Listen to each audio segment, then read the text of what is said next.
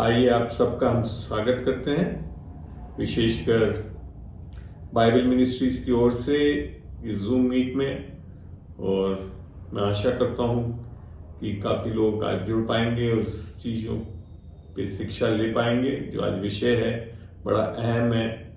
और इन चीज़ों के बारे में कई लोग की सोच है अपनी अपनी, तो उसमें हम आज वचन से देखेंगे और मैं आपको खाली वचनों से शेयर करूंगा।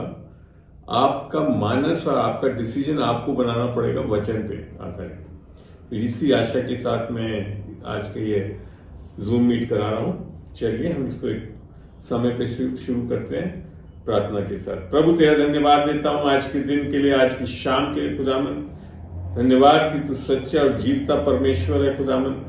और आने वाले दिनों में जब खुदावन ऐश वेडनेसडे और लेंट का सीजन चलता है मेनलाइन चर्चेज में और अन्य चर्चों में भी खुदावन, तो हम आज इस विषय पे खुदावन वचन से देखते हैं कि नए नियम में आकर क्या क्या चीजें बदल गई हैं। तो धन्यवाद देते खुदावन कि तू हमारे को आज अपनी पवित्र आत्मा के अभिषेक में, अगुवाई में इन बातों पे प्रकाशन देगा खुदावन वचन से, ताकि हम सही तरीके से सब चीजों को जाने और कंटेक्स्ट में, संदर्भ में खुदावन सब चीजों को पढ़ें, देखें और वचन की रोशनी में और यीशु मसीह की प्रकाशन से खुदावन, आत्मा की प्रकाशन से, दर्शन से खुदावन, हम आज की इस जूम मीट को पूरा कर सके खुदावन, ताकि आगे भी खुदावन जब हम इसको यूट्यूब पे या चैनल पे वीडियो के रूप में डालते हैं खुदावन रिकॉर्ड करके, इसको भी तू सुरक्षित रख। सारे आज के समय में खुदावन कनेक्शंस, ऑनलाइन कनेक्शन सबको सुरक्षित रख, पवित्र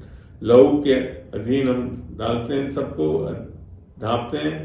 और जो जुड़ गए हैं और जो जुड़ने वाले खुदावन शीघ्र लेकर आते खुदावन, ताकि हम इस सभा को एक बहुत अहम और फ्रूटफुल बना सकें। यीशु के नाम से हम मांगते हैं, आमीन आमीन आमीन। चलिए, निकी भी जुड़ी है आज? जी अंकल जी। कहाँ बेटा, कहाँ है? चलिए बेटा अंकल बैठा। ठीक है, अब आप म्यूट कर लीजिए अपने माइक्स को। आप भी निकी म्यूट कर लें माइक को। म्यूट कर लेता हूँ अंकल। हाँ, आप प्लीज माइक म्यूट रखें, नहीं तो डिस्टर्बेंसेस आती है। चलिए, तो आज अभी तो आप सब जो है हिंदी में ही जानते, मेरे ख्याल से ज्यादा संदर्भ रखते हैं, तो मैं हिंदी में ही शुरू करता हूं आज के विषय पे। आज का जो विषय लिया था मैंने, और आज क्योंकि ऐश वेडनेसडे भी मनाया जा रहा है काफी कलीसियाओं में, तो मेरे को आज सुबह ही ये लगा कि इसको पूरा प्रकाशन दें इसके बारे में कि ये कहाँ तक संदर्भित है, क्या है इसकी सच्चाई, और वचन के अनुसार वास्तव में होना क्या चाहिए हमारे अंदर। ठीक है ना? तो मैं अभी शुरुआत में इसके विरोध या संदर्भ में या इसके फेवर में कुछ नहीं बोल रहा हूं, मगर वचन में जाकर देखते हैं। वचनों से हम धीरे धीरे आगे बढ़ेंगे और जानेंगे कि परमेश्वर का वचन से क्या होता है इसमें। मैं सबसे पहले तो खोल रहा हूं मरकुस का 7। आप अगर अपनी बाइबलों को भी खोलना चाहते हैं तो खोल लीजिए। और इसको हम धीरे, आज भी हम चाहते हैं कि वचनों को बहुत आराम से देखें, समझें, पढ़ें और फिर आगे बढ़ें। मेरा ये मानना है कि कलीसियाओं में काफी चीजें ट्रेडिशंस के रूप में आ गए। कलीसियाओं में नहीं, बाइबल में भी लिख रखा था, पुराने नियम में, अभी भी यहूदियों में, फरीसियों में, सदूसियों के इसमें आज भी मैं कह रहा हूं, वो बाइबल में मेंशन्ड भी है कि ट्रेडिशंस के अनुसार बहुत चीजें चलती हैं। अर्थात हम जो लोगों के बीच में रीति रिवाज है, ऐसी बहुत चीजें बाइबल में भी मेंशन्ड है, और नए नियम में आकर उसके बारे में कई चीजों में क्वेश्चन भी करा है। तो हम सबसे पहले देखते हैं मत्ती 7 का 13, मरकुस 7 का 13। यहां लिखा है, इस प्रकार तुम अपनी परंपराओं से जिन्हें तुमने ठहराया है, किसने ठहराया? परमेश्वर ने नहीं ठहराया। लोगों ने ठहराया है, और विशेषकर यहां तो फरीसियों के संदर्भ में बोला जा रहा है, यहूदियों के संदर्भ में बताया गया है, परमेश्वर का वचन टाल देते हो। ये बहुत बड़ी चीज है। जब आप कोई परंपराओं में चलोगे तो आप क्या करोगे, वचन को टाल देते हो। और फिर एक ही नहीं है ये परंपराएं, ऐसे ऐसे बहुत से काम करते हैं। मैंने अभी आपको बताया कि बाइबल में मेंशन्ड है, और हम रोजमर्रा जीवन में अपने ईसाई परिवारों में, कलीसियाओं में, यहाँ तक कि मसीहों में भी बहुत चीजें देखते हैं। मैं दोनों शब्दों को बड़ा स्पष्ट बता देता हूं। मसीह होना और ईसाई होना एक अलग अलग बात है। मैं 1998 तक ईसाई था, मगर 1998 में जब प्रभु को ग्रहण करा तब मसीह बना। अब आप समझ गए होंगे क्या फर्क होता है मसीह और ईसाई में। ईसाई एक धर्म के रूप में हम चलते हैं, मसीहत एक प्रकाशन के रूप में यीशु मसीह ने हमारे लिए क्या किया उसके संदर्भ में हम देखते हैं। तो यहां फिर आगे लिखा है, और उसने लोगों को अपने पास बुलाकर उनसे कहा, तुम सब मेरी सुनो और समझो। तो आज भी जो मैं कर रहा हूं कि आपको यही चाह रहा हूं कि जूम मीट से कि आप लोग सुनो और समझो इन चीजों को। ऐसी तो कोई वस्तुएं नहीं जो मनुष्य में बाहर से समाकर उसे अशुद्ध करे। ये खाने पीने की चीजों के बारे में बता रहे हैं, और आपको पता होगा कि पुराने नियम में कई चीजें रोक लगा रखी थी, लिख रखा था कि ये चीजें नहीं खाओगे, ये खाओगे करके। मगर अब नए नियम में आकर यीशु मसीह ने जब कहा कि बड़ा स्पष्ट कर दिया कि खाने की चीजों से हम अशुद्ध नहीं होते, परंतु जो वस्तुएं मनुष्य के भीतर से निकलती है वो ही उसे अशुद्ध करती है।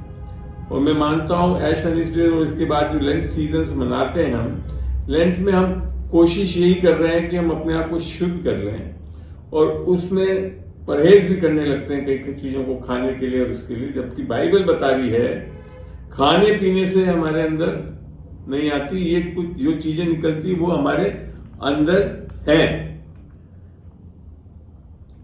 फिर ये बोलता है, यदि किसी के सुनने के कान हो तो सुन लो। ये जब भी ऐसी ये चीज बोला जा रहा है तो यीशु मसीह क्या कह रहा है, ये खाली आपके ये कान नहीं, आपके आत्मिक कान खुल जाए।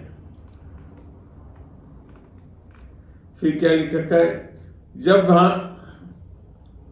वह भीड़ के पास से घर में गया तो उसके चेलों ने इस दृष्टांत के विषय में उससे पूछा। खाने पाने के बारे में जब समझाया तो उससे पूछा, तो उसने उनसे कहा, क्या तुम भी ऐसे ना समझ हो? क्या तुम नहीं समझते कि जो वस्तु बाहर से मनुष्य के भीतर जाती है, अर्थात हमारा खाना पीना, वह उसे अशुद्ध नहीं कर सकती।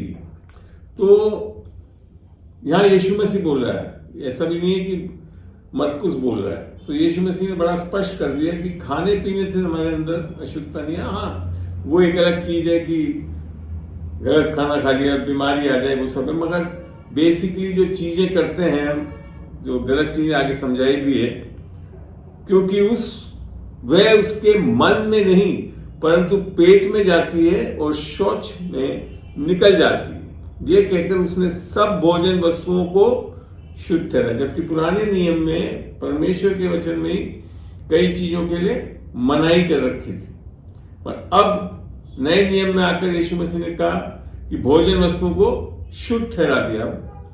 अब मना नहीं है यहाँ पे। तो ये चीज को अब हमको मानना चाहिए कि हम, ऐसा होगा लेंट सीजन में कई बार हम कई चीजें सोचते हैं कि इससे अशुद्ध हो जाएंगे, इसके लिए नहीं खाते। ऐसा नहीं है, ठीक है ना। बाइबल वचन तो ये बोल रहा है कुछ नहीं है अशुद्ध, इससे नहीं होते। फिर उसने उनसे कहा, 20वीं आयत में लिखा है, जो मनुष्य में से निकलता है वही मनुष्य को अशुद्ध करता है। तो यहां बात अलग ही है, खाने पीने से शुद्धता अशुद्धता की नहीं बता रहा है, ये बता रहा है आपके अंदर से जो निकलता है।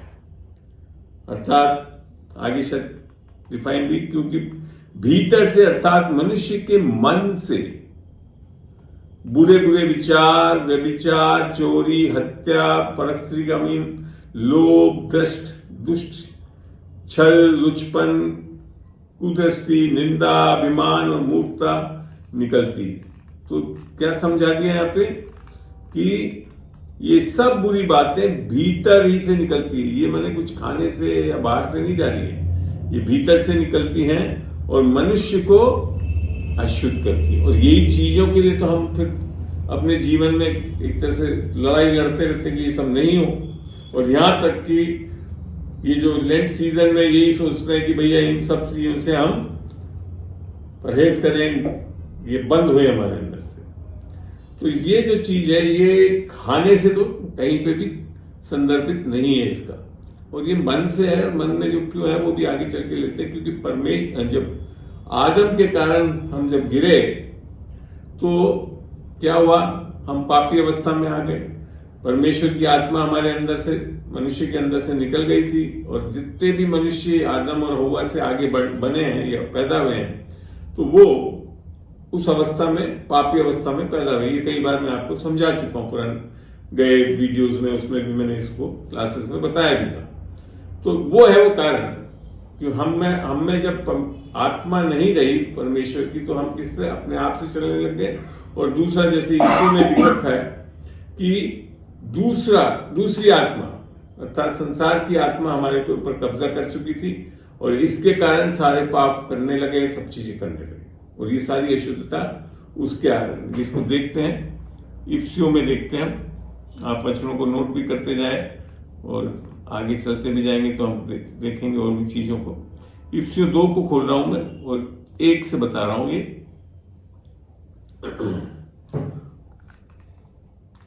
यहां लिखा है, और उसने तुम्हें भी जिलाया जो अपने अपराधों और पापों के कारण मरे हुए थे, जिनमें तुम पहले इस संसार की रीति पर और आकाश के अधिकार के अधिपति अर्थात उस आत्मा के अनुसार चलते थे जो अब भी आज्ञा ना मानने वालों में कार्य करता है। तो ये दूसरी आत्मा जो हमारे अंदर बसावट कर गई ड्यू टू किसको, आदम के अनाज्ञाकारिता के कारण, है ना, जैसे रोमे 5:19 बताता। तो ये प्रॉब्लम है।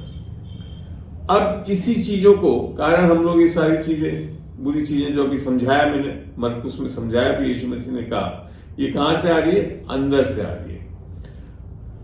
अब इसका जो एक दूसरी चीजें हम करते हैं लैंड सीजन में, वो है हमारी फास्टिंग शुरू करते हैं। और मैं आपको बता दूं, मैं भी यहां तक कि पहले भी नहीं करता था, मैं जब प्रभु में नहीं आया तब भी। मैं प्रभु में आने के बाद पहली बार मैंने लेंट सीजन में उपवास रखना शुरू करा, फास्टिंग करी मैंने, और कम से कम 20-25 दिन तक कर पाया। पहले तो मैं कर ही नहीं पाता था, मेरी हिम्मत ही नहीं होती थी, एक दिन भी भूखा नहीं रह पाता था मैं। और 20-25 दिन की लेंट फास्टिंग जो मैंने शुरू करी, उसमें मैंने पानी भी पिया नहीं दिन में। मैं शाम को एक खाना खाता था और सुबह ब्रेकफास्ट करके फिर फास्टिंग शुरू करता था, और रात को फिर खाता था, और पानी भी नहीं पीता था दिन में, जैसे अक्सर हम अन्य धर्म में करते हैं लोग, बात जानते हो आप इस संदर्भ को। मगर करीब 20-25 दिन मैं उद्धार पाया था मैंने 1998 सितंबर में।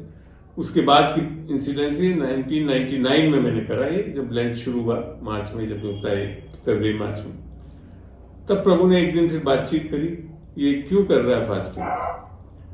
तब मैंने कहा, प्रभु ये तो सब लोग करते हैं, सारे ईसाई धर्म में तो बहुत कॉमन चीज है, सब लोग करते हैं। तो मैंने इतने साल नहीं करा, और अब क्योंकि मैं तुम में आ गया हूं, तो मैं पूरा आज्ञाकारी होकर जो करते हैं लोग बात उसको करूं।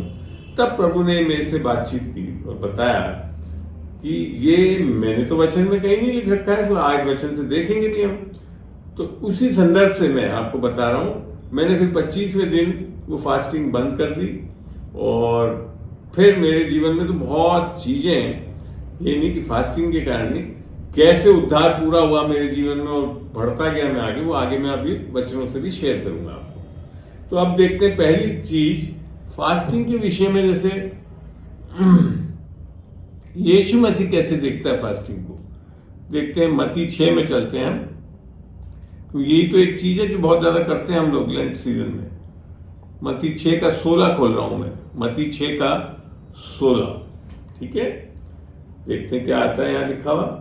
जब तुम उपवास करो, यीशु मसीह स्वयं बोल रहा है, जब तुम उपवास करो तो कपटियों के समान, माने कपटी लोग भी उपवास कर सकते हैं, जब भी तो लिखा है, कपटियों के समान तुम्हारे मुंह पर उदासी ना छाई रहे। नए नियम में आकर यीशु मसीह जब उपवास की बात को समझा रहा था तो क्या बोल रहा है, जब तुम उपवास करे हो तो तुम्हारे मुंह पर उदासी ना छाई रहे, क्योंकि वे अपना मुंह बनाए रहते हैं ताकि लोग उन्हें उपवासी जाने। माने लोगों को दिखाने के लिए ऐसा चीजें करते हैं। तो उपवास लोगों को दिखाने के लिए नहीं करना है, पहली चीज समझाई यीशु मसीह ने। और अक्सर हम जब ये लेंट सीजन और ये करते थे, मैं भी जैसे मैंने बताया ना, मैंने जब शुरू करा तो सभी को दिखाने के लिए करता था, मम्मी को, इनको, सबको बोलता भी रहता था, मैंने शुरू कर दिया भैया। तो मैं तुमसे सच कहता हूं कि वे अपना प्रतिफल पा चुके हैं। मैंने ऐसी बात नहीं है, करी अच्छी चीज है, कर लो, प्रतिफल मिलेगा कुछ, मगर जो परमेश्वर चाहता है वो नहीं मिलेगा। इसमें जो बुराई बातें सब हटनी चाहिए। हम सोच रहे हैं कि उपवास करने से वो चीजें हट जाएंगी, नहीं होता वो। यही परमेश्वर का वचन समझा रहा है, क्योंकि खाने से उसका कोई लेना देना नहीं है। हमें चलिए फिर क्या लिखा है 16 उसके बाद 17, परंतु जब तू उपवास करे तो अपने सिर पर तेल मल और मुंह धो। ये उस टाइम का जमाने में जब हम अभी मैं सही बात बताऊं, अभी आपके वीडियो ये क्लास करने के चक्कर में अभी शाम को नहाया हूं, सब तेल वेल लगाया है, सब कुछ करा है। नहीं तो नॉर्मली तो सुबह कर लेते हैं, मगर विशेषकर मैं वीडियो के लिए। तो ऐसी चीजें जो है ना, उपवास करते हुए तो ऐसा लगना ही नहीं चाहिए कि हम उपवास कर रहे हैं, और बिल्कुल सही तरीके से रहना चाहिए हमको। 18 में लिखा है, ताकि लोग नहीं परंतु तेरा पिता जो गुप्त में है तुझे उपवासी जाने। लोगों को दिखाने के लिए उपवास नहीं करना चाहिए। हम तो लेंट का तो पूरा बाकायदा बोला जाता है, इस तारीख से इस तारीख तक लेंट बनाएंगे, सब चीजें करते हैं, और सब समझ में आने लगता है लोगों को कि हाँ यहाँ पे उपवास हो रहा है, जबकि यहाँ तो मना कर रखा है। उपवास करते हुए लोगों को नहीं पता होना चाहिए कि आप उपवास कर रहे हो, मगर तो परमेश्वर पिता को जानना चाहिए कि तू उपवासी जाने। इस दशा में तेरा पिता जो गुप्त में देखता है तुझे प्रतिफल देगा। ये जो भी जुड़े हुए हैं अपने माइक्स को म्यूट कर लें, थैंक यू। तो यहां तक समझ में आया। फास्टिंग भी जब नए नियम में यीशु मसीह ने समझाया तो वहां पे ये बहुत बड़ी बात बताई कि दिखावा करने के लिए, और अपने अन्य धर्म में भी जैसे उपवास करते हैं कुछ लोग, तो उस टाइम आप देख लीजिए दाढ़ी बढ़ा लेते हैं, फलाना और ये सब कर लेते हैं, अजीब सी शक्ल तक बना लेते हैं, मगर ये नहीं होना चाहिए। उपवास करता हुआ व्यक्ति के ऊपर चेहरे पे तो शिकंज तक नहीं आनी चाहिए कि मैं उपवास कर रहा हूं। हमें लोग बाग बिल्कुल उदास अवस्था में बैठ जाते हैं, फलाना करते हैं, ये सब चीजें गलत। इसको मैं आपको और एक जगह से भी दिखाऊंगा। उसके पहले हम चलते हैं मत्ती 9 में। मत्ती 9 में ही चलते हैं और देखते हैं क्या लिख रखा है वहां पे। कुछ सवालात हैं उपवास के बारे में। 9 का 14 खोल रहा हूं मैं, मत्ती 9 का 14। यहां तब यूहन्ना के चेलों ने उसके पास आकर कहा, यीशु मसीह के पास चेले आए थे, क्या कारण है कि हम और फरीसी, अब देखिए, हम और फरीसी इतना उपवास करते हैं।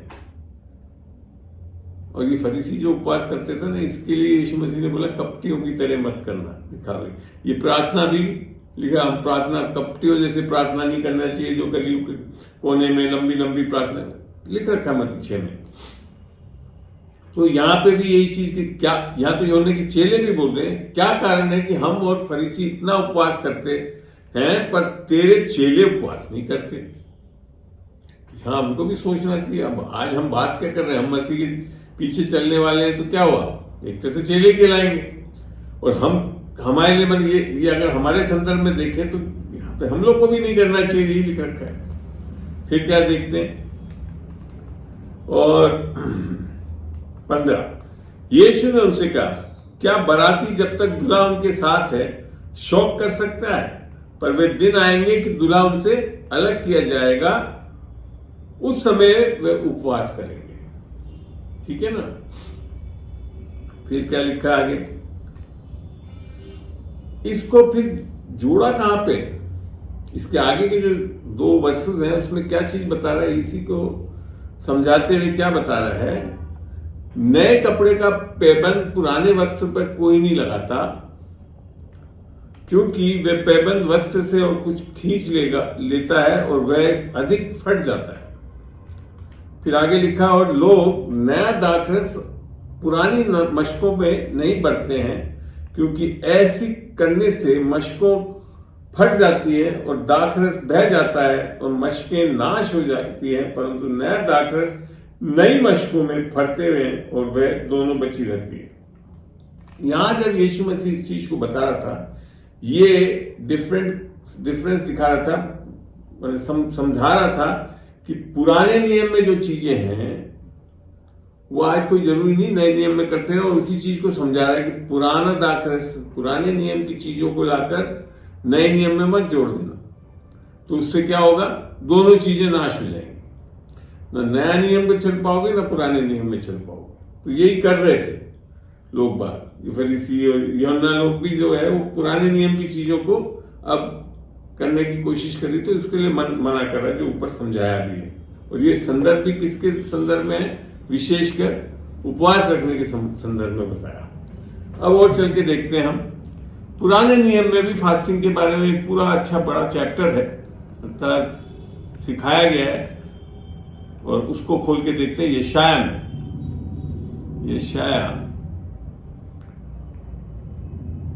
यशाया 58 को खोल रहा हूं मैं। ये पूरा जो अध्याय है उसमें जिक्र करा है उपवास के बारे में। तो कुछ चीजों को देखते हैं हम, तो समझ में आएगा कि पुराने नियम में भी जब उपवास करने की बात परमेश्वर के वचन में देखते हैं तो क्या लिखा था।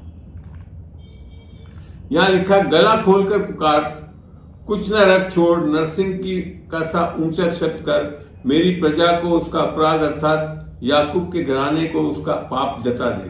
वे प्रतिदिन मेरे पास आते और मेरी गति जानने की इच्छा ऐसी रखते हैं मानो वे धर्मी लोगों के हैं जिन्होंने अपने परमेश्वर के नियमों को नहीं टाला। वे मुझसे धर्म के नियम पूछते और परमेश्वर के निकट आने से प्रसन्न होते हैं। फिर क्या लिखा है, वे कहते हैं क्या कारण है। अब देखिए लोग क्या कहने लगे, वे कहते हैं क्या कारण है कि हमने तो उपवास रखा परंतु तूने इसकी सुधि नहीं ली। लोग उपवास रख रहे हैं और परमेश्वर सुधि नहीं ले रहा है, कह रहा है हमने दुख उठाया परंतु तूने कुछ ध्यान नहीं दिया। सुनो, उपवास के दिन तुम अपनी इच्छा पूरी करते हो और अपने सेवकों से कठिन कामों को कराते हो। उपवास तो कर रहे हैं मगर कर क्या रहे हैं, अपनी इच्छा पूरी करते हैं, परमेश्वर की इच्छा के अनुसार उपवास नहीं कर रहे हैं। पुराने नियम में भी परमेश्वर ने मना करा और बताया आगे, क्या बताया आगे, सुनो तुम्हारे उपवास का फल ये होता, अब बता रहा उपवास से क्या फल होना चाहिए, ये होता कि तुम आपस में लड़ते झगड़ते और दुष्टता से घूंसे मारते हो। जैसा उपवास तुम आजकल रखते हो उससे तुम्हारी प्रार्थना ऊपर नहीं सुनाई देगी। तो मैंने एक गलत तरीका भी है उपवास करने का। हर के उपवास आप हम लोग जो कर रहे हैं कोई जरूरी नहीं है इसमें कोई, और ये पुराने नियम में बताया परमेश्वर के वचन में। फिर लिखा है जिस उपवास से मैं प्रसन्न होता है, अर्थात परमेश्वर किस उपवास से प्रसन्न होता है यहां पे लिखा है, अर्थात जिसमें मनुष्य स्वयं को दीन करे। क्या करे, दीन करे, क्योंकि नए नियम में आकर बोला है जो दीन होगा तो उस पर और अनुग्रह किया जाएगा। क्या तुम इस प्रकार करते हो, क्या सिर को झाऊ के समान झुकाना, अपने नीचे टाट बिछाना और राख फैलाना ही को तुम उपवास और यहोवा को प्रसन्न करने का दिन कहते हो। ये पुराने नियम में बहुत प्रचलित था, राख डालना, ये करना, यूं बैठे रहना, इससे वही चीज मना करना नए नियम में कि आप जब उपवास करो तो दिखावा मत करो ये सब चीजों का। तो पुराने नियम में ही मना ही करा था, ठीक है ना। तो अब ये सोचना है हमारा जो ऐश्वर्य शुरू किससे होता है, राख से, है ना, राख बुधवार जो मनाते हैं। आगे क्या लिखा पढ़ते हैं, जिस उपवास से मैं प्रसन्न होता हूं वे क्या ये नहीं कि अन्याय से बनाए हुए दासों और अंधेरे सहने वालों को जुआ तोड़कर उनको छुड़ा लेना और सब जुओं को टुकड़े टुकड़े कर देना। परमेश्वर के सामने उपवास क्या है? ये करना। खाली भूखा रहने से नहीं है, या कोई अच्छी अच्छी चीजें खाना बंद करने से नहीं है। असली चीज क्या चाह रहा है परमेश्वर? ये चीजें बचा रहा है। फिर क्या लिखा है? क्या वह ये नहीं है कि अपनी रोटी भूखों को बांट देना, अन्यथा और मारे मारे फिरते हुए की अपने घर ले आना, किसी को नंगा देखकर वस्त्र पहनाना और अपनी जाति भाइयों से अपने को ना छिपाना। ये है उपवास।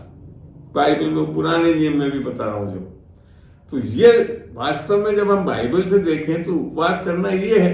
अगर ये कर रहे हैं लेंट में भी, ये खाली लेंट में ही नहीं करना है, हमेशा करना है ये सारी चीज, और तब उपवास आपका रेगुलर होगा जो बाइबल बता दी। फिर क्या लिखा है?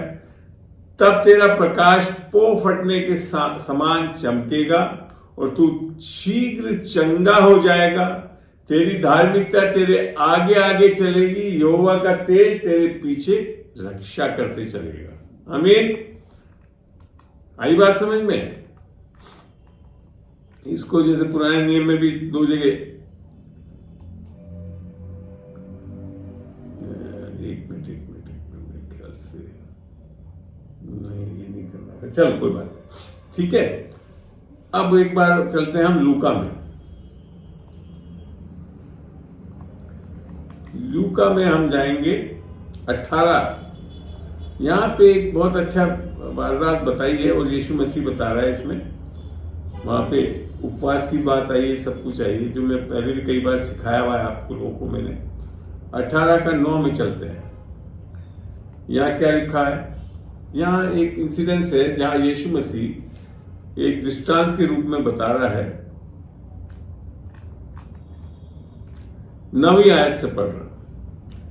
ये यीशु मसीह कह रहा है, और उसने उनसे जो अपने ऊपर भरोसा रखते थे कि हम धर्मी हैं और दूसरों को तुच्छ जानते थे, ये दृष्टांत का। अपने ऊपर भरोसा रखना अर्थात स्वयं की धार्मिकता में चलना।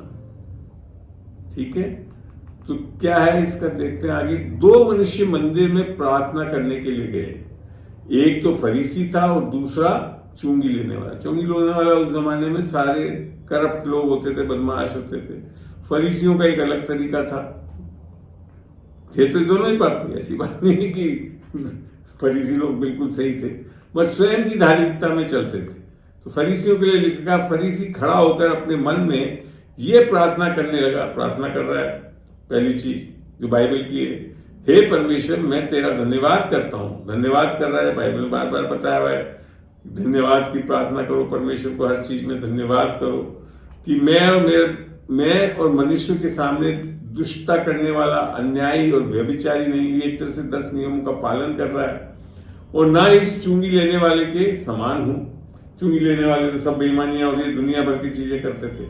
मैं सप्ताह में 2 बार उपवास करता हूं, अर्थात 52 हफ्ते होते हैं साल में। कितने दिन हो गया? 104 दिन उपवास कर रहा है हमें। और अपने सब कमाई का 10वांश भी देता हूं। ये भी बाइबल की चीज कर रहा है। परंतु चुंगी लेने वाले ने, अब इस दूसरा व्यक्ति जो है वो बड़ा अलग टाइप है, ये अंदर ही नहीं आया मंदिर में, यहां ऐसे ही लिख रखा है। चुंगी लेने वाले ने दूर खड़े होकर स्वर्ग की ओर आंख उठाना भी न चाहा, वरन अपनी छाती पीट पीट कर कहा, हे परमेश्वर मुझ पापी पर दया कर। तो बाइबल में यीशु मसीह ने बड़ा यहाँ पे जो बोला है वो गौर फरमाने की चीज है कि जो उपवास कर रहा है, और हम कर कह रहे हैं तो मैं यही तो करते रहे, तो प्रार्थना कर रहे हैं, उपवास कर रहे हैं, सब चीजें कर रहे हैं, दही की दे रहे हैं, गुल्लक बुल्लक बनाकर सब देते हैं, वो कर रहे हैं, ऐसी बात नहीं। उसमें ये मैं नहीं कह रहा हूं वो गलत है, मगर अगर आपका ये मानना है कि ये सब कर रहे हैं तो मैं धर्मी हूं, मैं परमेश्वर के साथ जुड़ रहा हूं, वहां है वो गलती। यहां क्या बोल रहा है? मैं तुमसे कहता हूं कि वह दूसरा नहीं परंतु यही मनुष्य धर्मी ठहरा और अपने घर गया, क्योंकि जो कोई अपने आप को बड़ा बनाएगा वो छोटा किया जाएगा। तो स्वयं की धार्मिकता से जो कि अक्सर मैं मानता हूं जो लोग बात कर रहे हैं लेंट सीजन में, उसमें वो स्वयं की धार्मिकता से भी कर सकते हैं। और मैंने जैसे मैंने बताया ना, मैंने भी शुरू करा था, मतलब परमेश्वर ने बातचीत करी, जब समझ में आया कि मैं तो एक स्वयं की धार्मिकता है जा रहा हूं कि मैं देखो प्रभु अब उपवास भी कर रहा हूं, प्रार्थना भी कर रहा हूं, उपवासों के टाइम में सब कर रहा हूं, तो फिर मेरे लिए कुछ करके दे। यहीं पे हम समझ नहीं पा रहे कि नए नियम में आकर ये चीजें अहमियत नहीं रखती। और जब उपवास बोल रहा हो तो इवन पुराने नियम में बहुत अलग चीज है, जो हम भूखे रहने से उससे नहीं आ रहा वो, ठीक है। तो अब बात सब समझ में आई आपको कि परमेश्वर कैसे क्या चाह रहा है और हम क्या करने लगते हैं, है ना। अब देखते हैं, हम मत्ती में चलते हैं। मत्ती का 4, मत्ती। आप लोग के कोई सवाल हो तो आप लोग नोट कर लें, मैं चाहो तो आखिरी में एक साथ ही बता दूंगा आप लोगों को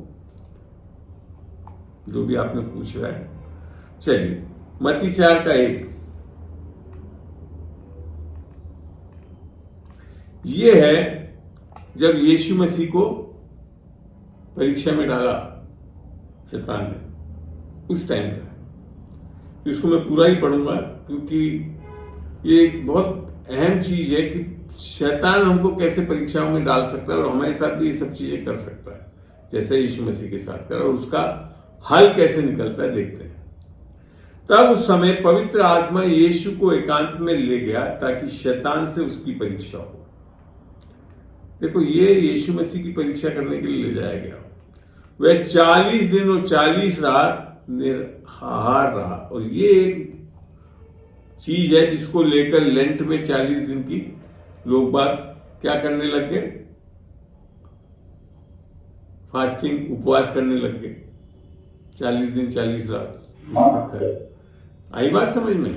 तो ये जो है, जो अपने आ रहा है ट्रेडिशनल चर्चेस में, ये जो ट्रेडिशन आ रहा है, ये बेसिकली इसको बेस मान के चलते हैं, जबकि ये यीशु मसीह का है था, यीशु मसीह ने करा, उसका एक पर्पस है, वो अलग चीज है, वो खाली यीशु को करना था, आपके मेरे करने से नहीं होगा।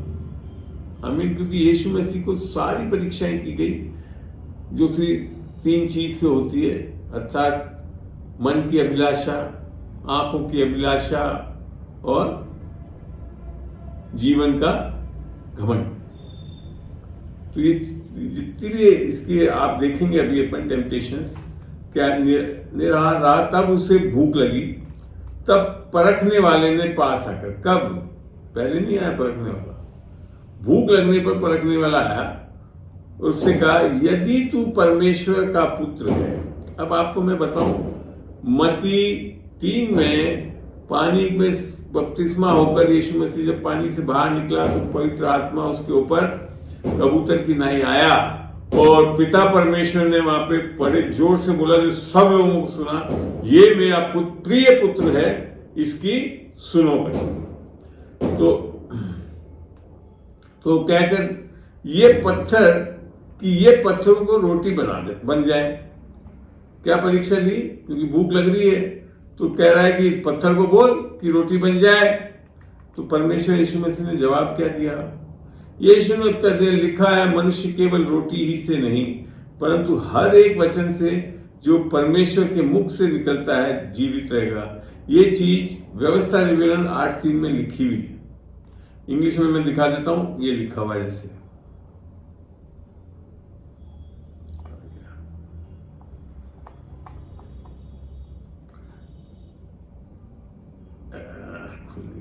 यहाँ व्यवस्था विवरण 8:3 आप पढ़ के खोल के देख लेना, वहां यही चीज लिखी, इसी को परमेश्वर ने लिखा है करके बोला। क्योंकि अभी तक नए नियम में नहीं बोला गया था, नए नियम में तो अब बोलने के बाद लिखा हुआ आ रहा है, मगर वास्तव में पुराने नियम में भी ये and he humbled thee and suffered thee to hunger and fed thee with manna which में फलाना फिर लिख रखा है, नीचे लिखा है, thee now that man does not live by bread only but by every word that proceeded out of the mouth of the Lord. तो वो चीज को आज यहाँ पे परमेश्वर ने, तो वचन, लिखे हुए वचन की चीज को ही बोला कि लिखा है। ये आप चीज ध्यान लें, वचन में लिखी हुई चीजों को ही पर शैतान को आप बोलेंगे तो वो भागेगा। आप अपने मन से कुछ बोलने लग जाओगे तो नहीं भागता है। तो यीशु मसीह ने क्या बोला? जो वचन में लिखा तो पुराने नियम में उपलब्ध है। फिर क्या लिखा, तब शैतान उसे पवित्र नगर में ले गया और मन जब उस तरह से नहीं उसको परीक्षा में डाल पाया तो क्या करा, उसने नगर में ले गया और मंदिर के कंगूरे पर खड़ा किया और उससे कहा, यदि तू परमेश्वर का पुत्र है तो अपने आप को नीचे गिरा दे, क्योंकि लिखा है वह तेरे विषय में अपने स्वर्गदूतों को आज्ञा देगा और वे तुझे हाथों हाथ उठा लेंगे, कहीं ऐसा ना हो कि तेरे पांव में पत्थर के से ठेस लगे। ये आपको बताऊं, ये बेसिकली शैतान ने अब क्या करा, शैतान ने भी वचन जो लिखा हुआ है उसको कोट करा। ये साम्स में लिखा हुआ है, भजन संगीता 11 और 12 को पढ़ेगा तो वहां ये चीजें लिखी हुई है जो इसने बोला है। जैसे मैं थोड़ा सा घुमा कर बोला है ना, है मगर इसे लिखा। तो फिर वापस जवाब क्या दिया परमेश्वर ने, यीशु मसीह ने, यीशु ने उससे कहा, यह भी लिखा है, तू प्रभु अपने परमेश्वर की परीक्षा ना कर। ये वापस कहां लिखा का, ड्यूट्रोनॉमी व्यवस्था विवरण 6:16 में ये चीज लिखी, you shall not tempt the Lord your God as he tempted him in Massah. ठीक है ना, तो ये भी कहा पुराने नियम में से परमेश्वर ने, यीशु मसीह ने कोट करा। फिर तीसरी बार आया, फिर शैतान उसे एक बहुत ऊंचे पहाड़ पर ले गया और सारे जगत के राज्य और उसका वैभव दिखाकर उससे कहा, यदि तू गिरकर मुझे प्रणाम करे तो मैं ये सब कुछ तुझे दे दूंगा, प्राइड ऑफ लाइफ। तो ठीक है ना, फिर क्या बोला यीशु मसीह ने, तब यीशु ने उससे कहा, हे शैतान दूर हो जा, क्योंकि लिखा है, तू प्रभु अपने परमेश्वर को प्रणाम कर और केवल उसी की उपासना कर। ये भी व्यवस्था विवरण 6:13 में, thou shall fear the Lord thy God and serve him and shall swear by his name। ठीक है ना, तो ये भी पुराने नियम में लिखा था वही चीज है। तब जब वचन जो लिखा हुआ था परमेश्वर ने, यीशु मसीह ने शैतान को बोला, तब शैतान उसके पास से चला गया और स्वर्गदूत आकर उसकी सेवा करने लगे। तो आपको भी शैतान को भगाना है तो जो इफिसियों 6 में लिखा था ना कि आत्मा की तलवार वचन से, तो वचन इस तरह से जब हम कोट करते हैं शैतान को, जब वो परीक्षा में डालता है तब वो निस्संदेह भागता है। इसे बोलते हैं परमेश्वर की अधीनता में आना, जो कि याकूब में लिख रखा है 4:7 में, जब परमेश्वर के अधीन हो जाओ, माने परमेश्वर के वचन के अधीनता में चलो और शैतान का मुकाबला करो, वो निश्चय ही भागेगा। तो फास्टिंग और उससे शैतान नहीं भागता आपके, किससे भागता है, वचन से भागता है। तो हम अगर ये मानस बनाकर चल रहे हैं अपने जीवन में कि हम फास्टिंग और ये कर लेंगे तो शैतान हमारे जीवन से भाग जाएगा, नहीं, आपको वचन ही से लड़ना पड़ेगा। क्योंकि बिब्लिकली नए नियम में आकर तो यही लिख रखा है कि हमको, पुराने नियम में तो ये लोग नहीं बोल पाते थे, परमेश्वर को मदद करनी पड़ती थी इन लोगों को, पुराने नियम के लोगों को बचाने में, सब करने में। ठीक है ना, तो ये भी समझना है कि हमारे को जो हम लेंट में ये सोच के चल रहे हैं कि हमारे फास्टिंग से शैतान भाग जाएगा, कभी नहीं भागेगा। आपको वचन जब तक नहीं जानोगे, वचन को नहीं बोलोगे कि लिखा है, जैसे 10:19 लिख रखा है लूका 10:19 में, इंग्लिश में लिखा है, you will trample serpents and scorpions and come against the power of evil one and nothing can hurt you। तो वहां पे हिंदी में लिखा है, तुम बिच्छुओं और सांपों को कुचलोगे और तुम शैतान की सारी सामर्थ के विरुद्ध खड़े होगे और वो तुम्हारा कुछ नाश ना कर सकेगा। तो वो चीज लिखा हुआ जब तक बोलोगे नहीं तो शैतान के बीच में कोई काम होने नहीं वाला आपके अगेंस्ट। तो यहां तक अब समझ में आया कि यीशु मसीह ने भी जब करा, फास्टिंग करा, तब भी बचने का तरीका क्या था, वो एक परीक्षा में आने के लिए फास्टिंग करी गई थी उसको, और फिर बचने का तरीका क्या था शैतान से, वचन जब तक कोट नहीं करा तब तक वो बच नहीं सकता था, भागेगा नहीं शैतान आपकी उससे। अब फिर देखते हैं हम एक चीज और, कुलूसियों में चलते हैं नए नियम में आकर। तो आपको जो मैं बता रहा हूं, जब तक आप संदर्भ से चीजों को नहीं पढ़ेंगे तो हम कंफ्यूजन में हो सकते हैं। और आज मैं आपके सामने खाली वचनों को बता रहा हूं जिससे समझ में आना चाहिए कि कहां तक ऐश वेडनेसडे और लेंट फास्टिंग, लेंट माने व्रत रखना, फास्टिंग जो करते हैं वो कहां तक संदर्भित है बाइबल में, न्यू टेस्टामेंट में आकर हम 2:16 से देखेंगे। कुलूसियों 2:16 खुलवा रहा हूं मैं। इसलिए खाने पीने या पर्व या नए चांद या सबत के विषयों में, तो हम दिनों को मना रहे हैं ना, इस विषय में तुम्हारा कोई फैसला ना करे। बड़ा स्पष्ट कर दिया। लेंट मनाने नहीं मनाने से कोई फैसला नहीं कर सकता। आमीन। लेंट तो यही हुआ ना दिनों में, यहां ऊपर क्या लिख रखा है, पर्व या नया चांद, खाने पीने या सबत के विषय में तुम्हारा कोई फैसला ना करे, क्योंकि ये सब आने वाली बातों की छाया है। ये पुराने नियम में तो थी ये सब चीजें, ठीक है ना। ये जो ऊपर की बातें लिखी सब पुराने नियम में से लिया हुआ है, ठीक है। मगर ये क्यों बोला, क्योंकि ये सब आने वाली बातों की छाया है, पर मूल वस्तुएं मसीह की है। अर्थात अब मसीह, यीशु मसीह आ चुका है, तो अब क्या करना है, तो हमको अब ये चीजों में नहीं पढ़ना है करके बताया। फिर 18 में लिखा है, कोई मनुष्य दीनता और स्वर्गदूतों की पूजा करके तुम्हें दौड़ के प्रतिफल से वंचित न करे। ऐसा मनुष्य देखी हुई बातों में लगा रहता है और अपनी शारीरिक समझ पर व्यर्थ फूलता है। इसको मैं थोड़ा सा इंग्लिश में बताता हूं तो बड़ा अच्छा लगेगा। यहां लिख रखा है, let no one defraud you by acting as an umpire and declaring you unworthy and disqualifying you for the prize, insisting on self abasement. Self abasement वही है जो जनरली लोग बाग लेंट सीजन में करने लगते हैं, ठीक है ना। And worship of angels, taking his stand on visions he claims he has seen vainly, puffed up by his sensuous notions and inflated by his unspiritual thoughts and fleshly concept. देह में आकर भी ये चीजें करी जा सकती है, और अक्सर ये सब चीजें देह में ही होती है, आत्मा की ओर से नहीं है ये। फिर 19 में लिखा है, और उस शिरोमणि को पकड़े नहीं रहता जिससे सारी देह जोड़ों और पट्टों के द्वारा पालन पोषण पाकर और एक साथ गठकर परमेश्वर की ओर से बढ़ती जाती है। हमारे को बढ़ना किससे है?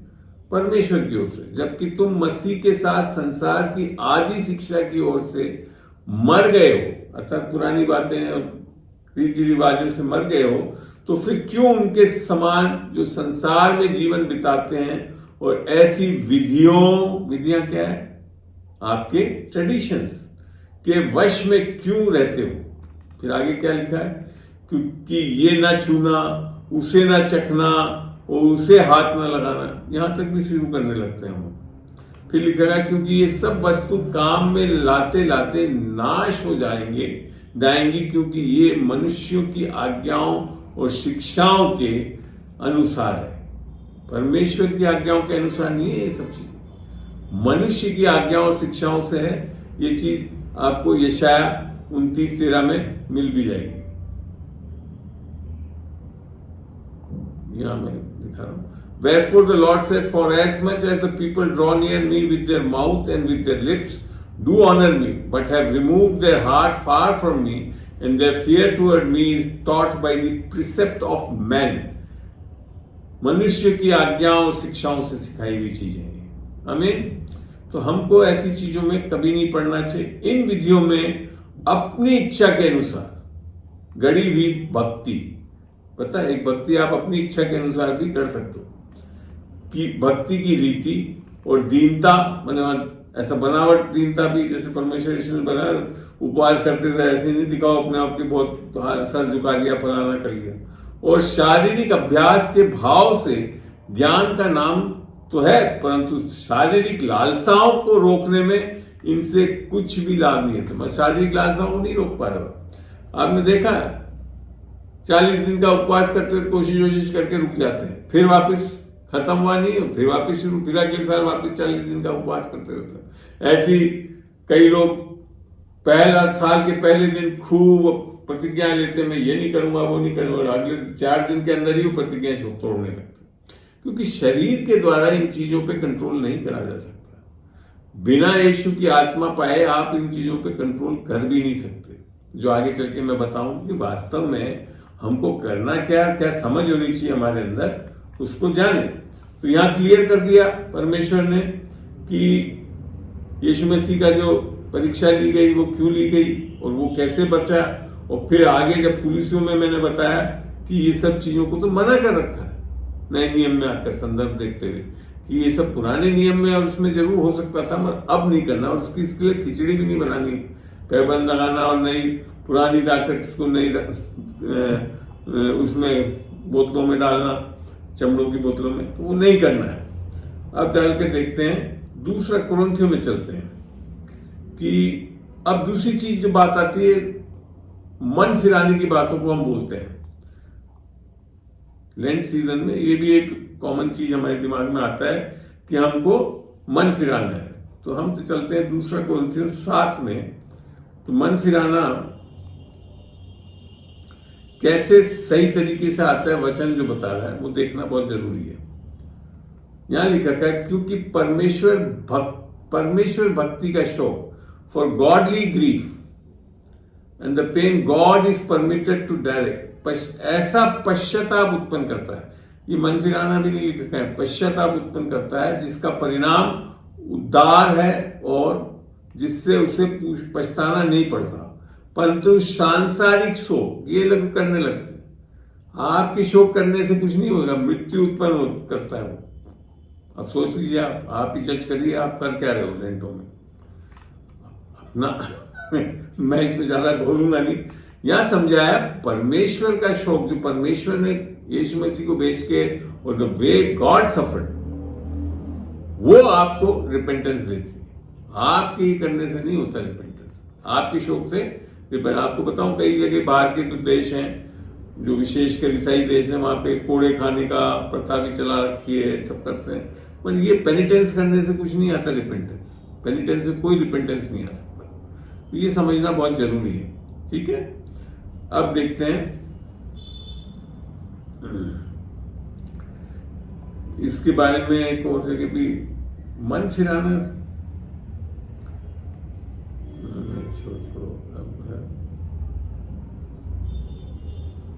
मत्ती 3 का पढ़ते हैं।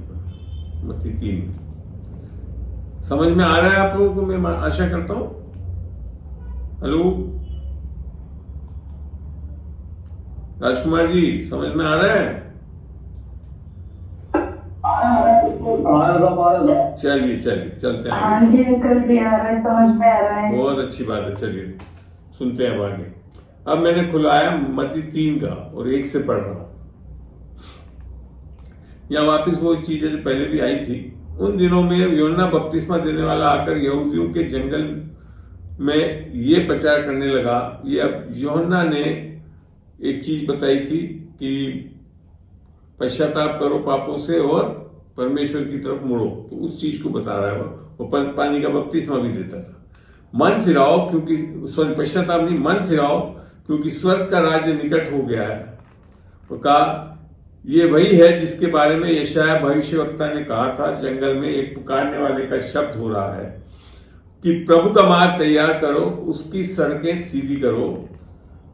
ये यूहन्ना ऊंट के रोम का वस्त्र पहने था और अपनी कमर में चमड़े का कमरबंद बांधे हुए था और उसका भोजन टिड्डियां और वन मधु था। और फिर लिखकर तब यरूशलेम की ओर सारे यहूदियों की ओर यरदन के आसपास के सारे क्षेत्र के लोग उसके पास निकल आए। और क्या करा उन्होंने, और अपने अपने पापों को मानकर, अंगीकार नहीं लिख रहा, हिंदी में बड़ा अच्छा लगता है मेरे को, पापों को मानकर, अर्थात मैं पापी हूं, पाप कर रहा हूं ये मानकर, सारे पापों को तो याद भी नहीं रख सकते आप, क्या अंगीकार करो, मानकर यरदन नदी में उससे बपतिस्मा लिया। अगर मैं सही बात बताऊं, दिन में एक आदमी को भी बपतिस्मा दे सकता अगर पापों का अंगीकार करने के लिए बोल दिया होता तो, क्योंकि इतने पाप करे हुए होते हैं उस टाइम तक इतने बड़े आदमियों में कि वो अगर अंगीकार करता रहता सुबह शाम हो जाती है यमुना के। तो बेसिकली पापों का अंगीकार नहीं बताया हुआ है, पाप ही अंगीकार करना आवश्यक है हमारे को। और फिर बपतिस्मा लिया। जब उसने बहुत से फरीसियों और सदुकियों को बपतिस्मे के लिए अपने पास आते देखा, ये देखिए वो एक कौम है जो अपनी स्वयं की धार्मिकता में चलते थे, बदमाश हुआ करते थे, हे सांप के बच्चों, तुम किसने चेतावनी दी कि आने वाला क्रोध में से भागो।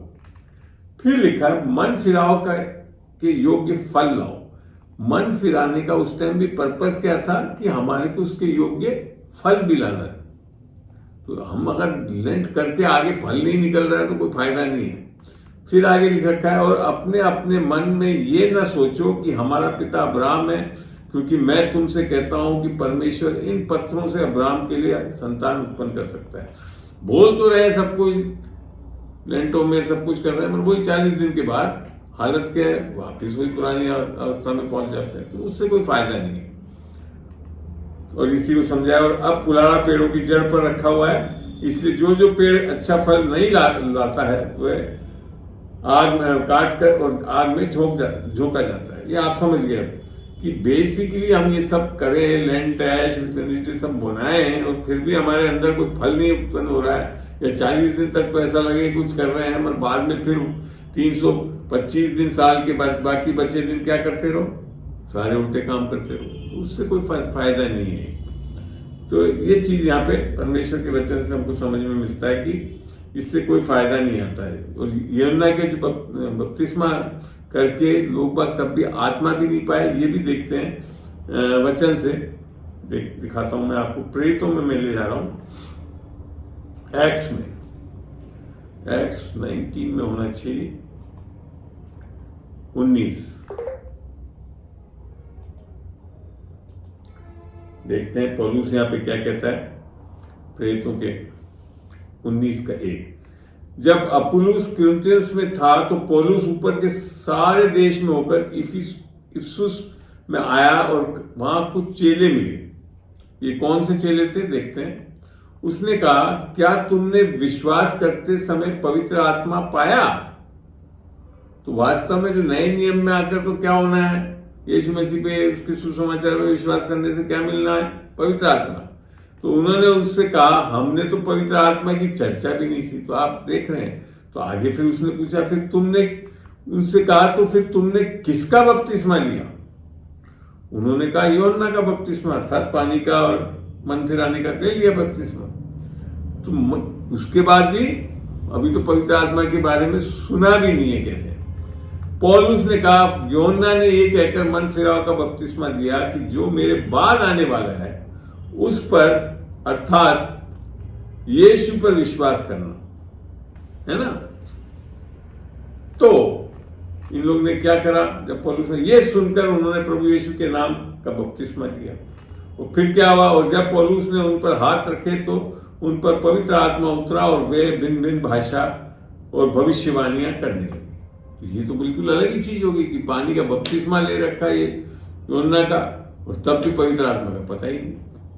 क्योंकि यीशु मसीह के द्वारा ही, जो कि हम अभी हम छोड़ आए उधर पीछे, वापिस चलते हैं मत्ती 4 में, जो हम पढ़ रहे थे उसको थोड़ा सा और आगे पढ़ना था। मत्ती 3 का 11 होगा शायद, देखते हैं। यहां पे यूहन्ना बोला, मैं तो पानी से तुम्हें मन फिराव का बपतिस्मा देता, परंतु जो मेरे बाद आने वाला है वह मुझसे शक्तिशाली है, उसकी जूती उठाने के योग्य नहीं। ये यीशु मसीह के बारे में बोल रहा है। वह तुम्हें पवित्र आत्मा और आग से बपतिस्मा दे। तो ये फर्क आ गया नए नियम में आकर। यीशु मसीह का आना बहुत जरूरी था। पानी के बपतिस्मे से आपका आत्मिक जन्म नहीं हो सकता था।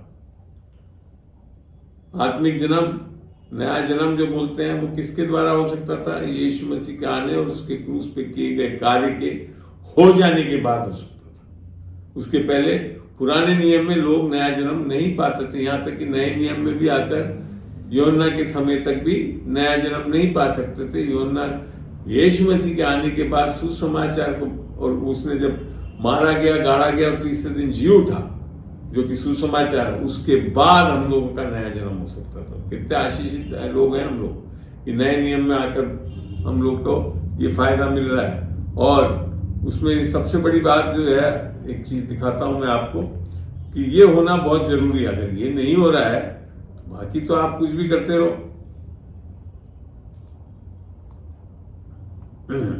तो यहां तक समझ में आया आपको कि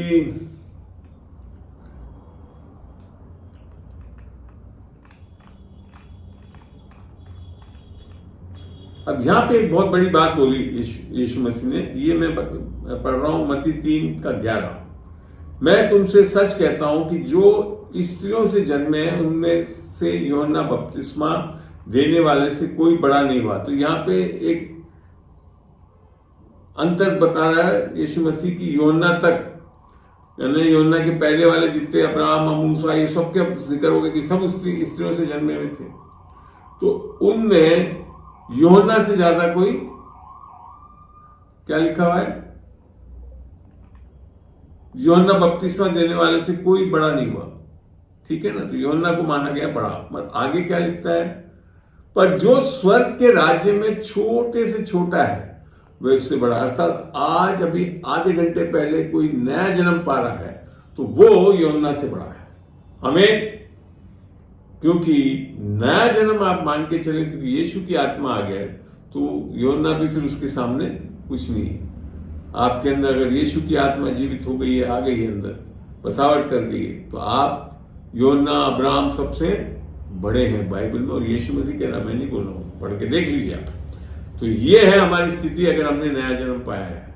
और परमेश्वर के राज्य में यीशु मसीह ने, जब तक तुम नए सिरे से जन्मोगे नहीं तो तुम परमेश्वर के राज्य में दाखिल नहीं हो सकते। यूहन्ना 3 में 3, 5, 6 में सब चीज समझाई गई, पढ़ के देखना। तो वही चीज यहाँ बोल रहा कि जब आपका नया जन्म हो जाता है और परमेश्वर के राज्य में आ गए हैं तो आप पुराने नियम के लोगों से बढ़कर। अभी हाल ही में मैंने जब उस दिन भी सिखाया था कि जब इब्रानियों 11 में भी पढ़ोगे तो 39-40 में यही लिखा है कि वो जो पुराने नियम वाले लोग वो तो सिद्धता पाएंगे, हमारे बाद वो सिद्धता पाएंगे। तो वो है इसका मतलब। ठीक है ना, तो हम अगर ये सोच रहे हैं कि चीजों को करने से हमारा नया जन्म हो जाएगा तो वो तो है नहीं। हमको सुसमाचार पर विश्वास करना है तब होगा। तो मात्र खाली पश्चाताप और ऐसी चीजें बोल के हम सोच रहे हैं कि ऐसा हो जाएगा, ऐसा नहीं है। खाली यीशु मसीह को प्रभु जान के अंगीकार करना, मन में विश्वास करना, जैसा रोमियो 10:9 में लिखा है कि वो मृतकों में से जी उठा, अर्थात हमारे पाप के लिए मारा गया, गाड़ा गया और तीसरे दिन जी उठा, तब हमारा उद्धार होता है। ठीक है ना। अब यहां जो एक दूसरा जो एक बहुत बड़ा लोग समझ नहीं पाते हैं, रिपेंटेंस के बारे में, मन फिराने के बारे में। इसके बारे में हम परमेश्वर के वचन से नए नियम में आकर रिपेंटेंस क्या है ये देखते हैं। ये चलते हैं लूका 15 में, लूका 15 में, जहां पे 3 चीजों के बारे में दिखाया। मैं एक ही को पढ़ के बताऊंगा। और यहां पे हम चलते हैं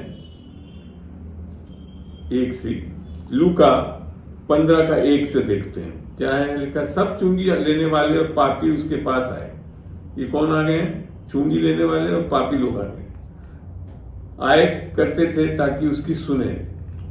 और फरीसी और शास्त्री कुड़कुड़ा कर कहने लगे, ये तो पापियों से मिलता है और उनके साथ खाता भी है। उनको हजम नहीं आता था ये, जैसे यीशु मसीह जो करता था। और यीशु मसीह पापियों को बचाने आया था, तो किसके पास जाएगा? तो कौन आएंगे? पापी आएंगे।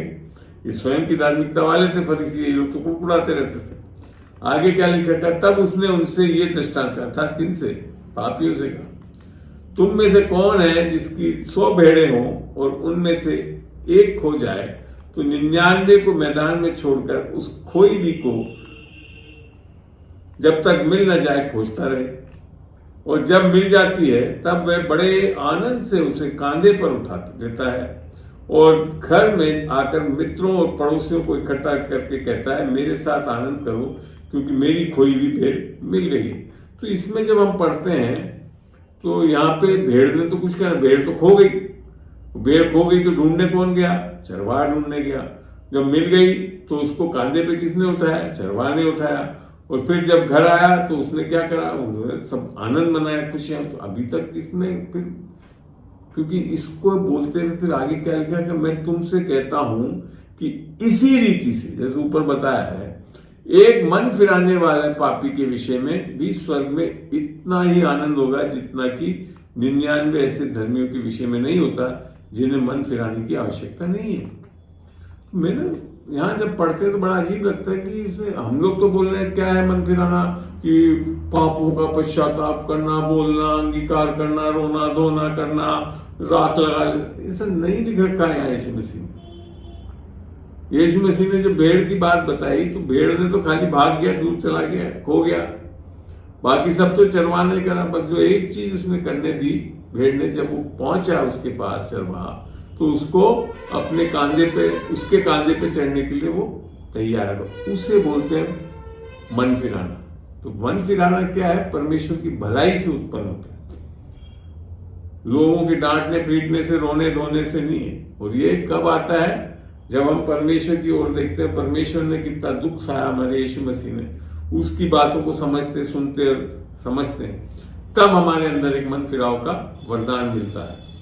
और ये उसकी भलाई के कारण होता है, जैसा कि रोमियो 2:4 में लिखा हुआ है। ठीक है ना, पढ़ के देख लेना, देखते भी हैं उसको भी।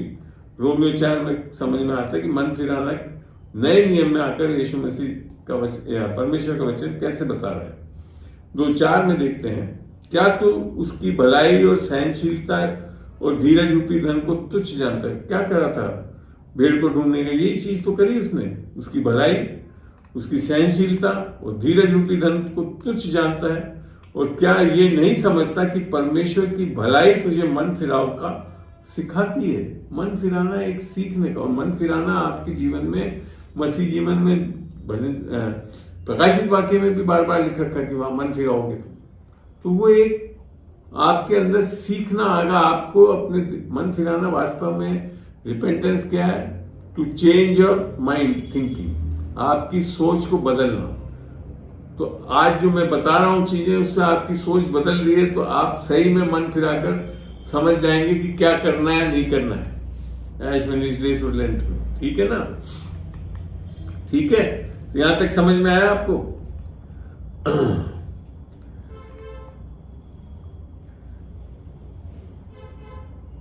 अब कुछ चीजें मैं आपको नए नियम से सिखाना चाहता हूं। जो लोग सोच रहे हैं कि हम ऐश वेडनेसडेज और लेंट तो ये करने से हमारा सही हो जाएंगे, हम ठीक हो जाएंगे, ऐसा नहीं है।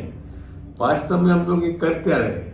पवित्र बनने के लिए कोशिश कर रहे हैं, मगर पवित्र बाइबल के अनुसार बनना नहीं है। वचन से देखते हैं कि परमेश्वर हमको कैसे पवित्र ठहराता है। इफिसियों में जाकर देखते हैं, जब हम सुसमाचार पर विश्वास करते हैं तो हमको बनना नहीं पड़ता है, पवित्र ठहराया जाता है। वो किसके द्वारा हो रहा है वो भी देखते हैं। 4:24 पढ़ रहा हूं मैं। यहां यूं लिखा है, और नए मनुष्यत्व को पहन लो जो परमेश्वर के अनुसार, किसके अनुसार? परमेश्वर के अनुसार सत्य की धार्मिकता और पवित्रता में सृजा गया। माने हम बनते नहीं है, सृज दिए जाते हैं। सृजनकर्ता कौन है? परमेश्वर, वो ही हमारे को सृजाता है।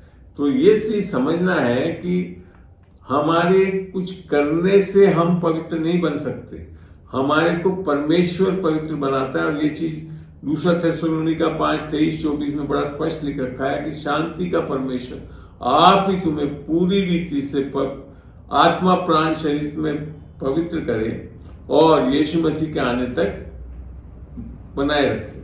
और तुम्हारा बुलाने वाला सच्चा है और ऐसा ही करेगा। तो ये आपके करने से पवित्र नहीं बन सकते, फास्टिंग करने से, इनसे।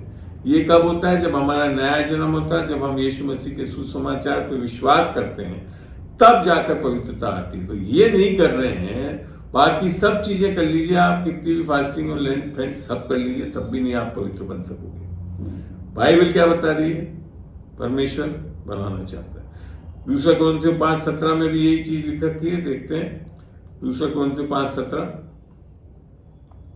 2 कोरिन्थियों 5:17 में।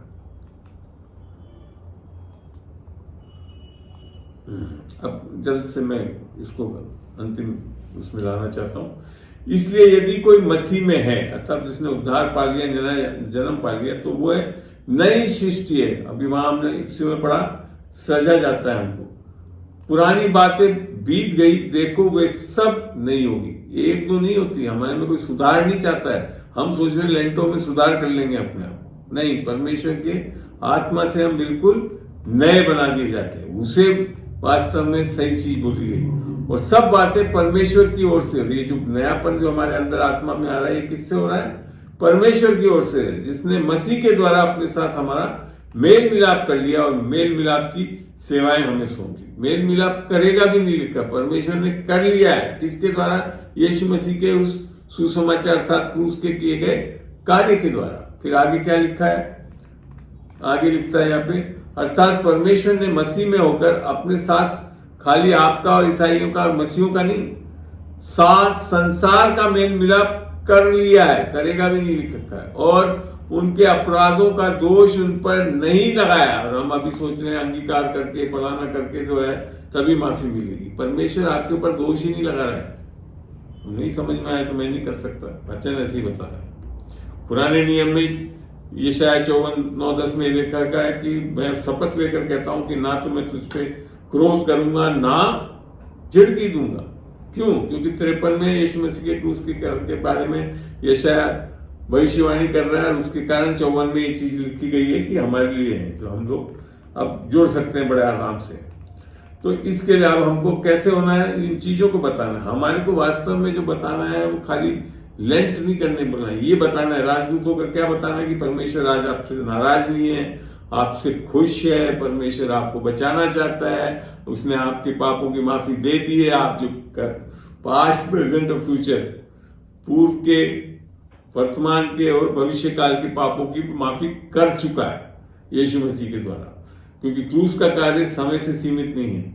और कोई भी पाप जो माफ करे वो 2000 साल पहले में, आपके आने के पहले ही परमेश्वर ने आपके जो पाप करने वाले हो उन सबको माफ कर चुका है यीशु मसीह के, और इसके लिए मेल मिलाप भी कर चुका है। तो ये चीजों को जब तक सुसमाचार को आप सही नहीं समझोगे तो कुछ ना कुछ कर्मों में, इन चीजों में, लेंटों में, उसमें अटक जाते हैं, जो कि वास्तव में सही तरीका नहीं है परमेश्वर के सामने पवित्र होना और धर्मी होने के लिए।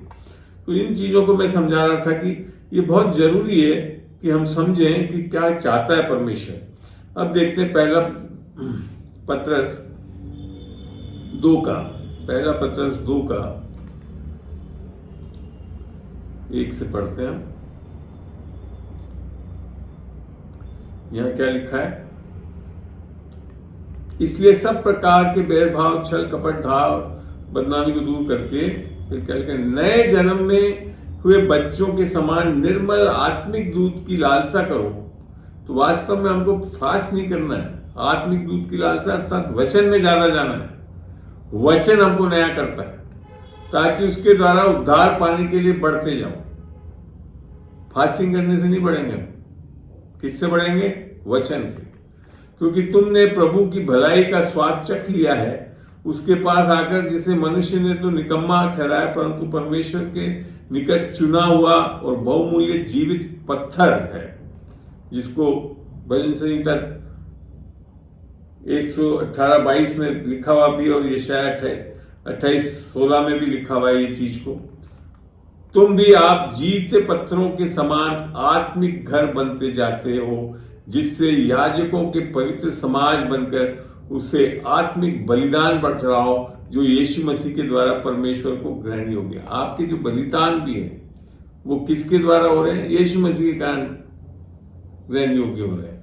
फिर लिख रखा है, इस कारण पवित्र शास्त्र में भी लिखा है, देखो मैं सिय्योन से मैं कोने के सिरे का चुना हुआ है बहुमूल्य पत्थर धरता हूं, जो कोई उस पर विश्वास करेगा। किस पे? यीशु मसीह पर, वह किसी रीति से लज्जित नहीं होगा।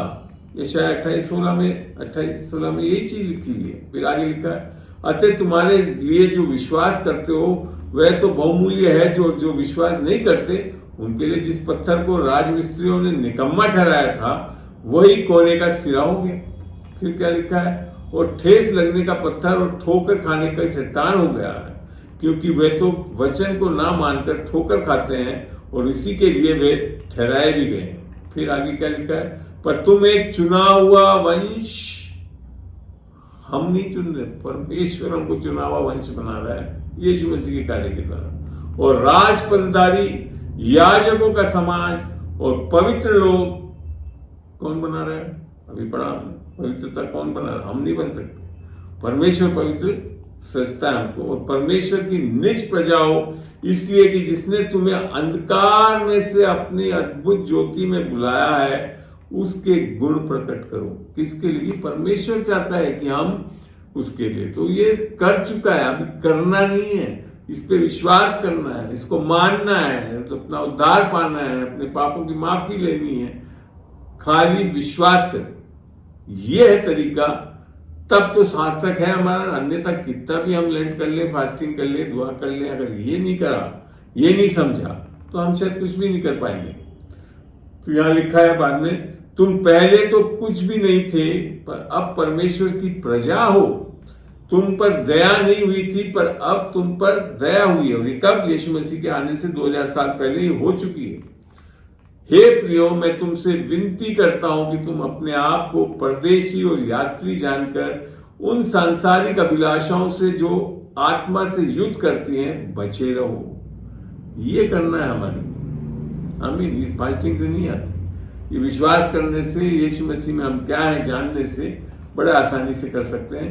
अन्य जाति में तुम्हारा चाल चलन भला हो, इसलिए कि जिन जिन बातों से वे तुम्हें कुकर्मी जानकर बदनाम करते हैं, वे तुम्हारे भले कामों को देखकर उन्हीं के कारण कृपा दृष्टि के दिन परमेश्वर की महिमा करें। आमीन। तो यहां समझ में आया, तो हम कैसे अब पवित्र होकर चल सकते हैं, ये चीज बहुत अच्छी तरह रोमियो 5 में समझाया है पौलुस ने। देखते हैं और फिर हम समाप्त करना चाहेंगे। रोमियो 5 का देखते हैं हम, 17 से 21 कैसे हो रहा है ये देखते हैं।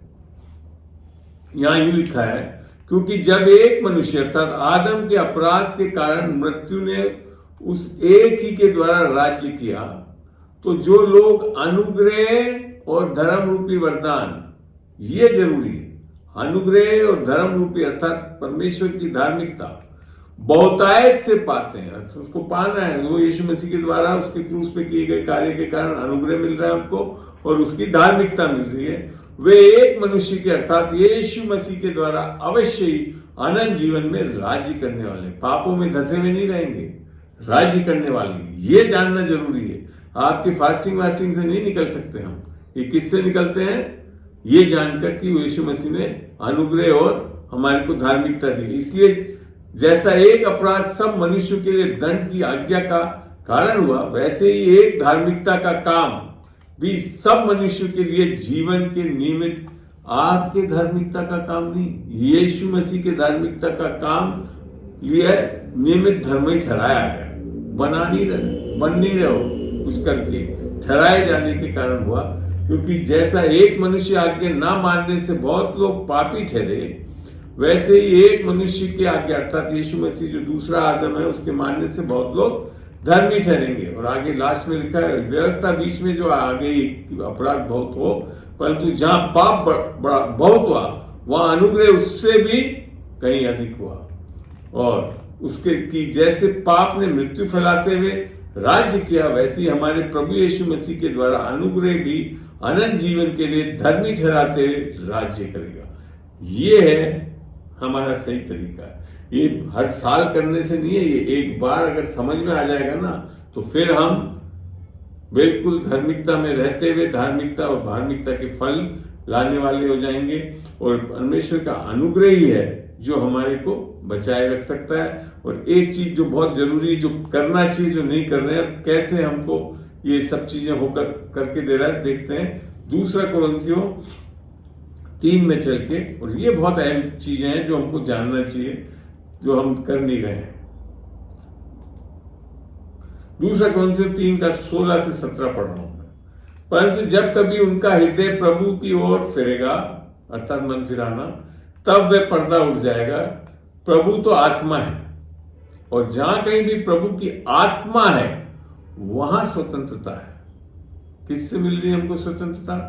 यीशु मसीह जब हमारे अंदर विश्वास के द्वारा आ रहा है, वो वास करता है। और फिर क्या लिख रखा है, और ये चीज यशाया 61:1-2 में भी लिखा हुआ है, परंतु जब हम सबके उघाड़े चेहरे से प्रभु का प्रताप इस प्रकार प्रकट होता है, जिस प्रकार दर्पण में, तो प्रभु के द्वारा जो आत्मा है हम उसी तेजस्वी रूप में अंश अंश करके बदलने लगते हैं। तो ये जो आत्मा, यहाँ जो दर्पण है वो किसके लिए इस्तेमाल करता है बाइबल के अनुसार? वचन में। तो वचन में जब हम देखते हैं हम क्या है यीशु मसीह में, उसके अनुसार हम कैसे बदलते जाते हैं, अंश अंश बदलते जाते हैं महिमा। तो ये चीज हमको समझ में आनी चाहिए कि हमारे को 40 दिन या उससे नहीं होने वाला। ये जब इन वचनों को हमने जो आज देखा समझा उसको चलेंगे तब बदलाव, बहुत बड़ा बदलाव देखेंगे। और एक लास्ट में आपको पढ़ के बता रहा हूं, उसके साथ हम फिर बाद में आपके कोई सवाल हो तो मैं जरूर लूंगा। ये चल रहा हूं गलतियों 4 का 18, 8 से 12 पढ़ूंगा मैं, लिख लीजिए। गलतियों 4, 8 से 12 पढ़ के दे रहा हूं, थोड़ा समय हुआ है ज्यादा आज। फिर पहले तो तुम परमेश्वर को ना जानकर उनके दास थे जो स्वभाव में देवता नहीं थे। विशेषकर अन्य जाति वालों के लिए जो बोल रहे हैं, जो पहले परमेश्वर को नहीं जानते। इवन हम लोग भी, मैं भी ईसाई होकर परमेश्वर को नहीं जानता था। फिर लिख रखा है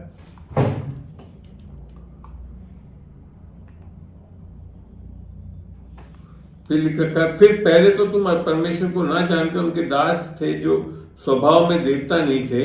अब फिर बोलता पर अब जो तुम, सॉरी ये बंद हो गया है, पीछे इंटरनेट की कोई प्रॉब्लम आई, खैर मैं पढ़ देता हूं। पर अब जो तुमने परमेश्वर को पहचान लिया, वरन परमेश्वर ने तुमको पहचाना है, तो उन निर्बल और निकम्मी आदि शिक्षा की बातों को और क्यों फिरते हो जिनके तुम दोबारा दास होना चाहते हो, अर्थात रीति रिवाज। तुम दिनों और महीनों और नियत समयों और वर्षों को मानते हो। ये नहीं करना है हमको। मैं तुम्हारे विषय में डरता हूं कहीं ऐसा ना हो कि जो परिश्रम मैंने तुम्हारे लिए किया है वे व्यर्थ ठहरे। हे भाइयों, मैं तुमसे विनती करता हूं तुम मेरे समान हो जाओ, क्योंकि मैं भी तुम्हारे समान हुआ हूं। तुमने मेरा कुछ बिगड़ा नहीं, पर तुम जानते हो। तो यहां पे जो चीज क्या बोल रहा है पौलुस, कि हमको अपने रीति रिवाजों में नहीं जाना है जो पहले करते थे। आमीन। आशा करता हूं आप इसको समझ पाए होंगे। और अब मैं आपके सवाल लेने के लिए तैयार हूं। मैं इसको वचना वाला करूं क्योंकि नेट बंद हो गया। चलिए, तो आपके कोई जो भी सवाल हो तो बताएं, मैं जवाब दे सकता हूं। अन्यथा फिर हम प्रार्थना के साथ इसको बंद करेंगे। कोई सवाल आप लोग के? तो चलिए, छोटा काफी समय भी हो गया, दुआ करके खत्म करते हैं। और इसका वीडियो मैं बनाकर डेफिनेटली डालूंगा कल तक। प्रभु तेरा धन्यवाद देता हूं खुदावन इस समय के लिए। खुदावन, तूने हमें मौका दिया कि हम तेरे इस प्यारे वचन के द्वारा समझ सके खुदावन की कितना रिलेवेंस है जो हम ये वास्तव में बिब्लिकल। मेरे को तो इस वचनों से लगता है कि जो हम कर रहे हैं वो बिब्लिकल नहीं है, जिस तरह से हम लोग करते हैं ऐश वेडनेसडेज और लेंट में। निस्संदेह ऐसा कहीं पे भी बाइबल में लिखा हुआ भी नहीं है। ये जो एक रीति रिवाज से लोगों ने जो पकड़ ले रखा है खुदावन, इससे निकलकर, हाँ निस्संदेह लेंट में इवन अन्यथा भी पूरे साल में खुदावन हम वचन में बने रहें, तेरे वचन से सीखें, हम ये जाने कि यीशु मसीह में हम क्या हैं। हम पवित्र ठहरा दिए गए, धर्मी ठहरा दिए गए। यीशु मसीह हमारी बुद्धि, धार्मिकता और पवित्रता बन चुका है खुदावन, ताकि हम एक सामर्थी मसीह जीवन जी सकें। आत्मा की अगुवाई में और चाल चलन में हम दिन प्रतिदिन महिमा में बदलते जाएं खुदावन। यीशु मसीह के आने पे हम खुदावन बड़े आसानी से खुदावन उसके साथ उठा लिए जाएंगे। यीशु के नाम से मैं मांगता हूं, आमीन आमीन। बहुत बहुत धन्यवाद। धन्यवाद साहब, जी जी अच्छी तरह समझाया साहब आपने, एक वर्ड कुछ हुआ है साहब, इसके धन्यवाद साहब। चलिए, तो मैं इजाजत लूंगा। आप लोग भी, कईयों ने शायद अभी तक खाना भी नहीं खाया है, बंद करता हूं उसको। जय मसीह की।